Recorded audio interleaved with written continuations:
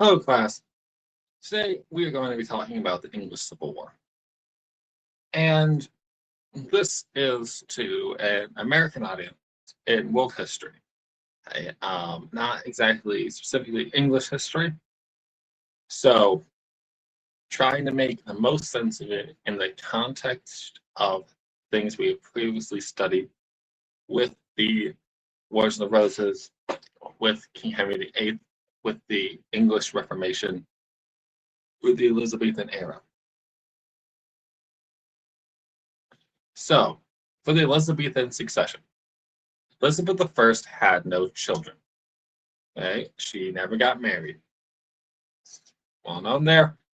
To create uncertainty about who would rule England after her. So, a major contender is her cousin Mary, Queen of Scots, who King Henry VIII, his sister, married into the Scottish royal family. So, both the Queen of England and the Queen of Scotland, they are both descended from Henry Tudor, King Henry VII, who won the Wars of the Roses. Main issue for Mary Queen of Scots is she's Catholic, and Elizabeth Anglican, she is Protestant. And there are several rebellions in which Catholics intend to put Mary Queen of Scots on the throne. And the level of knowledge that Mary Queen of Scots has on this is not always super clear. So first she's put in jail. Eventually she is beheaded. Elizabeth eventually gets around to doing what her dad does, beheading. But Elizabeth avoided naming an heir. Right? She worked at weakened authority, sparked political plots. We have James VI. Okay, Mary Queen of Scots had a kid. Okay, James. He is already independently the King of Scotland, who's not, they're not tied to England yet. And he gets invited, uniting the crowns of England and Scotland. So when he becomes James I, right, he is King of England, King of Scotland, and King of Ireland. And while he is independently both King of England and King of Scotland, right, Ireland is a little less willing in this arrangement. So it is a new dynasty, it is the Stuarts. But we need to remember that he is descendant from Henry Tudor. It just went through the Scottish line. So he's best known because he commissioned the Bible to be translated to English. Not the first one to do this, but the most memorable one, the King James Bible. That sounds like "Thou shalt not kill." Has a very specific, archaic English ways, Old English way of speaking. And him and Parliament would not get along because, remembering our talks about absolutism, he would prefer to rule as absolute monarch. And Parliament wants to not just be rubber stamp. And then, him and the Puritans don't get along. So he's eventually succeeded by his son, Charles I. Now, James has a firstborn son, Henry, who had been geared to become king, but he died before his father's death at age 18, which meant that the second-born son, Charles, suddenly was going to be the new heir to the throne. Now, Charles was raised as a Protestant, but he married a Catholic. And so King Charles and Parliament, they do not get along. And essentially, he is not liked by both Protestants and Catholics alike. Because Catholics saw what Queen Mary, the sister of Queen Elizabeth, have been able to do when there was a Catholic back on the throne and trying to make peace with Rome, the Catholic Church. And so they would much prefer Charles just become Catholic. Right? And the Protestants can't trust him because he's married to a Catholic. So when someone became a king, right, the monarch comes in, they were typically given from Parliament a gift, which was essentially import-export revenues. That when things are brought into the country, there's a tax on them, and that tax would fund the government and the monarch. And that was a free gift given. And they only need to call a parliament if they need to raise new money for taxes. And that is usually having to do with a war. The institution of parliament has evolved across time, but some of the earlier parliaments were rubber stamps. The king called them, say, hey, I need you to make this tax. They make that tax. It's done. But there are three parliaments called by King Charles between 1625 and 1628. They all get dissolved early because they have their own agenda. The king doesn't like this. And the shortest one gets called the useless parliament. So then between 1628 and 1640, no parliaments were called. It's called the personal rule of King Charles. And he kept on finding elaborate loophole type ways of financing the country without parliament. He found out that you could ask if the communities by the coast, the king could demand that they produce ships for war. And if they didn't have the supplies for it, they could pay him directly with ship money. It becomes like a court case that they side with the king on this. But in 1640, he called Parliament to fund his war with Scotland. And they wanted conditions to give him his funding, so he dissolved them. It's called the Short Parliament. But he really does need Parliament's funding to do the war. And so the next Parliament that gets called is called the Long Parliament. And in theory, the Long Parliament lasted for 20 years. But in 1641, Parliament sent Charles a list of reasons why he sucked. They had concerns earlier in these parliaments, but after 12 years of things, a personal rule, it's built up, they're mad. All right, so it's the Great Remonstrance, the list of reasons he sucks. 1642, Charles attempted to have several members of Parliament arrested. And when he does this, they aren't there. They've been tipped off ahead of time. He's not supposed to be in Parliament. That's still how it is. The current King Charles is that he can't just like walk into the House of Commons without being invited, still to this day. So he manages to not arrest everyone and get his game away. So this eventually leads to the English Civil War. And the thing that's going to set off it, for it to become an armed conflict, is Ireland. As I mentioned earlier, Ireland was never super thrilled about their relationship with England.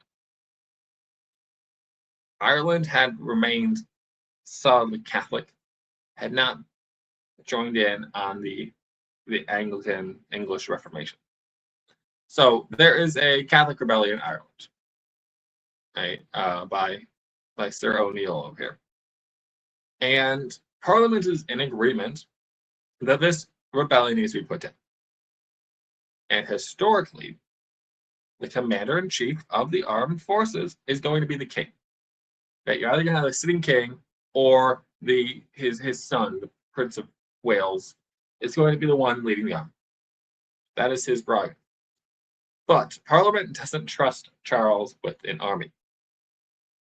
Because what if he goes and puts down the rebellion in Ireland and then comes back and uses that army to get rid of them? Well, Charles does not trust Parliament and those leaders to be in charge of the army either. So, Civil War.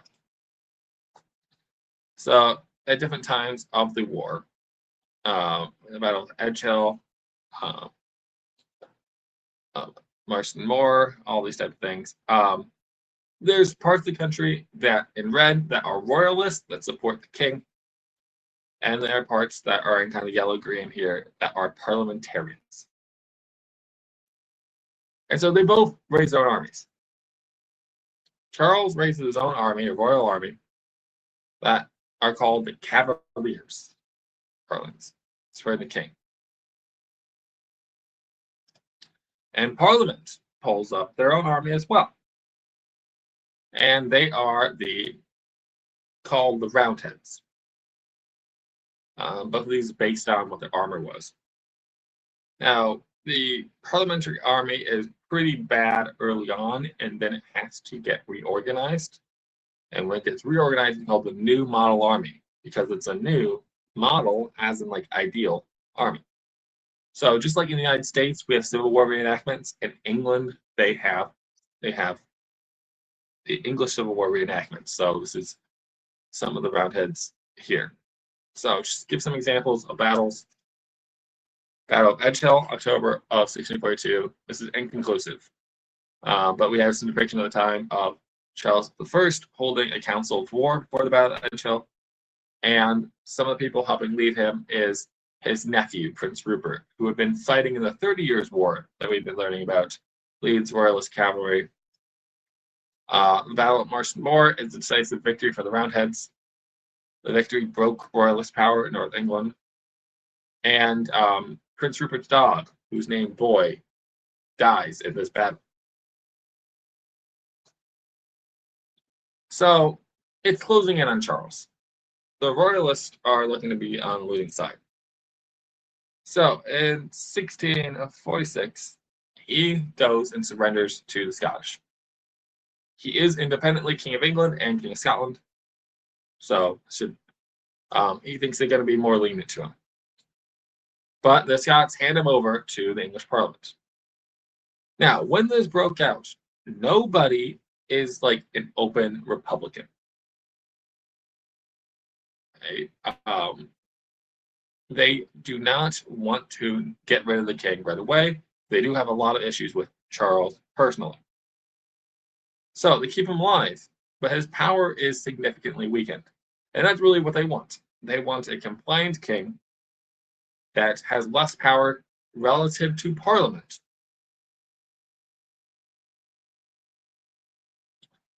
Well, then a couple years later, sudden capture. Okay, he sneaks out of Hampton Court and he heads for the Isle of Wight.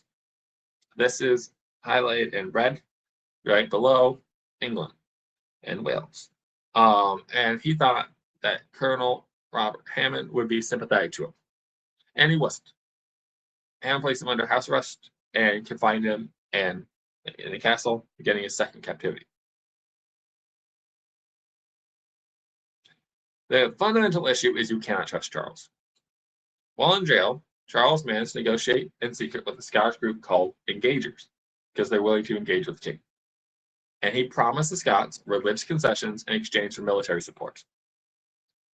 It's kind of hard to explain Scottish Presbyterianism, but they did not like the top-down structure of the English church that is often today. So, when the Engagers invaded England in 1648, it triggered a second civil war. This one was less dramatic than the first. The parliamentarians have the edge.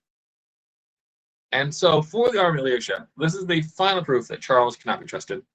It would always return to war if given the chance. So, he's put on trial. Okay, so the court that tried Charles I was created by Parliament. And King Charles is going to, with good reason, argue that this is illegal. Because under English common law, he is the source of the law. Even today, right, people put on trial in England are technically put on trial by the crown. Right? And so they basically have to ignore centuries of common law customs to set this precedent. He kind of short circuits the trial for a little bit, because under the English system, you have to put in a plea, saying guilty or not guilty, and he refused to put in a plea. They didn't know, like, how do you advance after this? But they eventually do, and there's just going to be, Parliament gets smaller and smaller, people willing to do this, but they found him guilty of treason. And 59 members of parliament signed his death warrant. And then he is executed. Now, the important thing here is that one of the rules of monarchy is that you are never without a king. So the phrase is, the king is dead, long live the king. Right? Because the second the king dies, it goes to the next person. So before they execute him, they have to make this decision to become a republic. Because otherwise it just would have gone to his son Charles, and you have a different king. So they do not start out looking to become a republic. It happens pretty haphazardly because of this trial. Comparing it to the American Revolution, the decision to go for independence and to be a republic happens way faster as the war aimed. Well, this has to bring us to the next guy, Oliver Cromwell. So Oliver Cromwell is minor, like gentry type guy. And we know almost nothing about the first 40 years of his life. He is related to like the Cromwell that was guiding King Henry VIII, right? But is not like super well known. He was a member of Parliament elected in 1628. He only gave one speech, and then he was elected to Parliament again in 1640, and what would be the Long Parliament. And he becomes a top general in the new model army. And the military was the place of nobility, especially in the officer corps. And so who your father was in the Royal Army mattered way more than your practical. And Oliver Cromwell was not like a peasant, but he does get chances to rise up the ranks in the new model army that he just wouldn't have regularly. He didn't have this big military career. He happened to have a really good aptitude to this. So after the parliamentarians, the Roundheads, they win the war, he gets sent to Ireland because Ireland has been rebelling. And the thing about Cromwell is he is very religious. He is a devout Puritan. And he is very anti-Catholic. Like the Pope is the Antichrist type of Catholic. And so he's sent to Ireland to put down the rebellion. This is still very controversial in Ireland today. Towns are brutally sieged until he surrendered. His troops killed a large number of Irish soldiers after they had surrendered. And then after Cromwell's victory, huge areas of land were confiscated from the Gaelic nobility, and Irish Catholics were banished to the lands that are shown in green here. So between this and earlier the rebellion, where there were already plantations being settled by English and Scottish Protestants, this is going to set the foundation for years later, the Troubles in Ireland and Northern Ireland. So they try a couple of different things after the king is dead, but eventually they settle on the instrument of government as their constitution. So this is where executive power was held by the Lord Protector. And who is his Lord Protector going to be? Oliver Cromwell. He is both a well-respected military general and a member of Parliament. So this post was elective. Parliament is nominating him for this. It is not hereditary. It does not automatically go to your kid. But the appointment was to be held for life. So it's not a king in that way where it's not because of birth, it's automatically to kid. But it's not like a president in the way that there's no terms. So how he got this job is sort of like how you become Chief Justice of the Supreme Court in the United States, right? In which Congress approves a lifetime appointment. And at this point, Cromwell, he's in his early 50s. So, that could potentially be a pretty significant amount of time in charge. So, legislation was raised in Parliament, dominated by the House of Commons. These had to be called triennially. At least once every 3 years, you had to call Parliament for at least 5 months.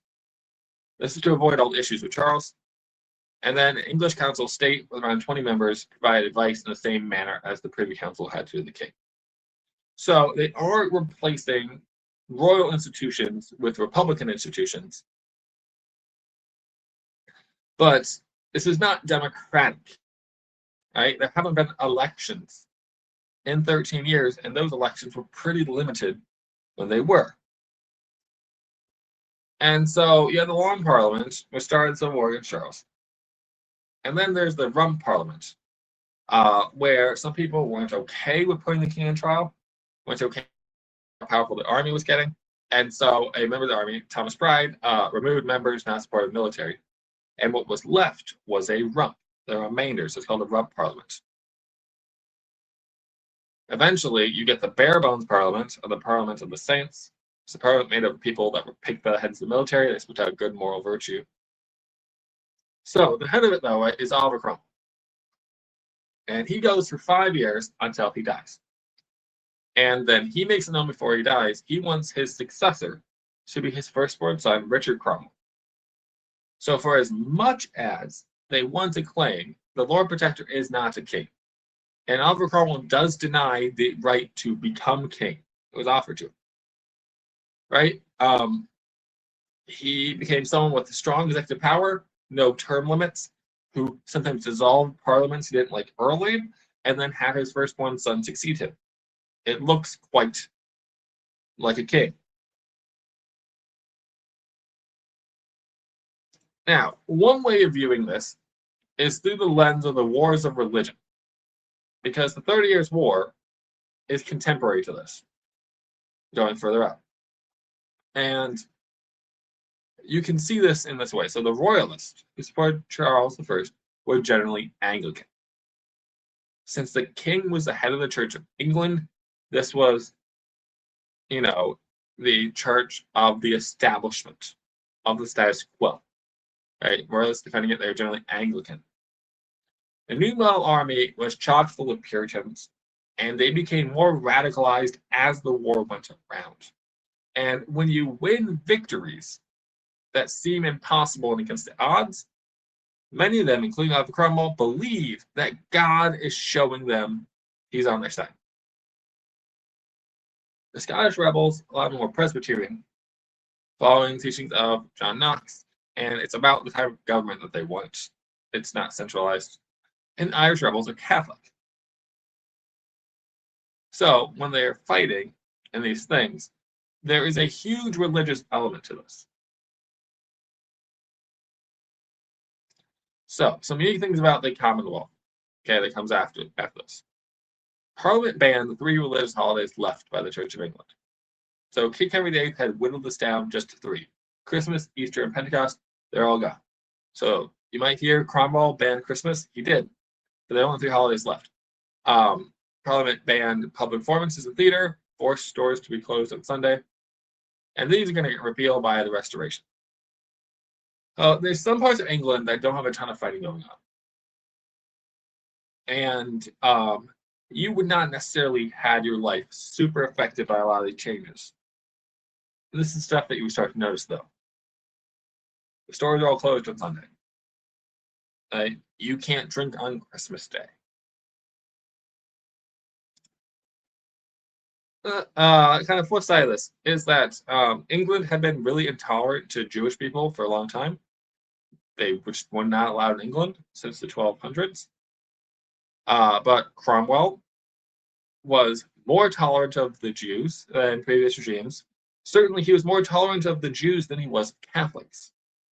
And so he lets Rabbi Mensa ben Israel be the first to arrive, and he met Cromwell in 1655. And there are some religious reasons why he thinks Jews are okay because of the chosen people. But then we get a transition. So Oliver Cromwell died in 1658. Right? He's not even 60 years old yet. It's not excessively young. It's not excessively old, right? It's a little bit shy. Leaving protectorate to his son Richard. He lacked his father's authority and support. Cromwell just had the ability to deal with Parliament and keep the army happy. And Richard Cromwell didn't have the military experience or the parliamentary experience to do this. So he quickly lost control as the army and Parliament turned against him. And so he resigns, he gets out of the country. General John marched his army to London to restore the law in Parliament, replace Barebone's Parliament, and force free elections to stabilize the country. They had always avoided these free elections because they thought that the people might vote to bring back the monarchy. And what happens? The new elected French Parliament invites Charles II to return. So this is the son of Charles I. Right? So why the restoration? Right? England was politically unstable after Cromwell's death. Leaders believed that restoring a king would bring order and end the chaos. Charles II was potentially a unifying figure, someone who could balance the army, parliament, and the public. And most importantly, Charles II promised moderation and forgiveness. He was not going to be a vengeful reactionary.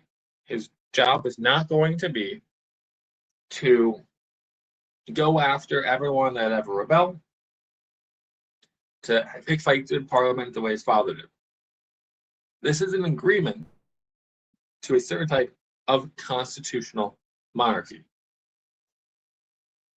So we're going to get Charles II. He's going to reign from 1660 to 1685. And he brings back all the fun times, right? Because he allows the holidays and theater. However, his forgiveness is focused. You have Indemnity and Oblivion Act of 1660.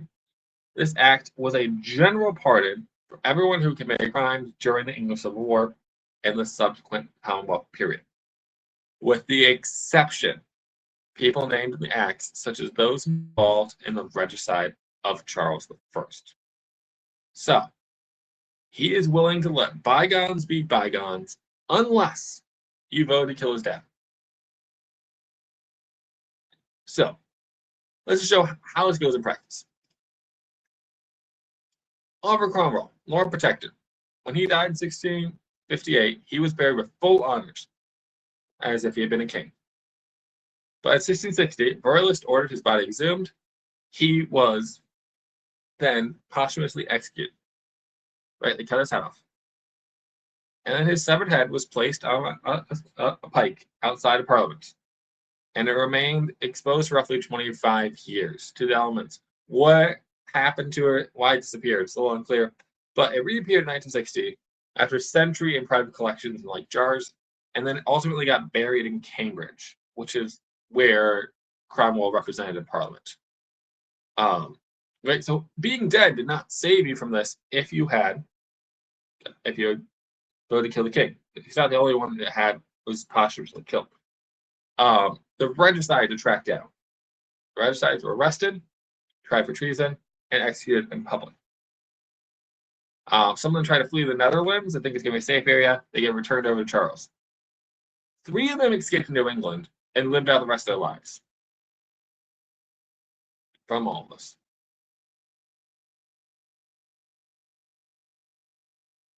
All right, that's very nice. So that may have just been the next step in this restored Stuart's constitutional monarchy.